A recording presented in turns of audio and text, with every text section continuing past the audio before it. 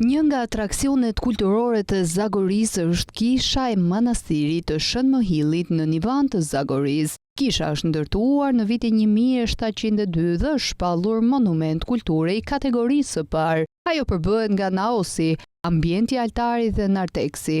Narteksi në anën perëndimore është shtuar më vonë. Ai mbulohet me çati me strukturë të drunjtë. Hyrja për në narteks bëhet nga porta në anën perëndimore. Ajo është mbuluar me arkitra të rrafshta, mbi të cilat në një kamare ruhen datat 1777 dhe 1889.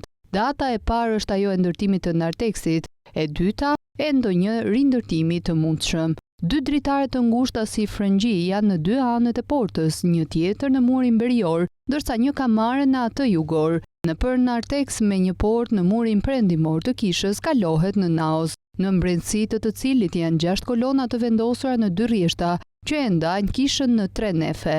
Drejtoria rajonale e trashëgimisë kulturore në Gjirokastër bëri me dije se specialistët e saj sapo kanë ndërhyrë në restaurimin e çatisë së kësaj kishe, e cila tërheq vëmendjen e vizitorëve brenda dhe jashtë vendit.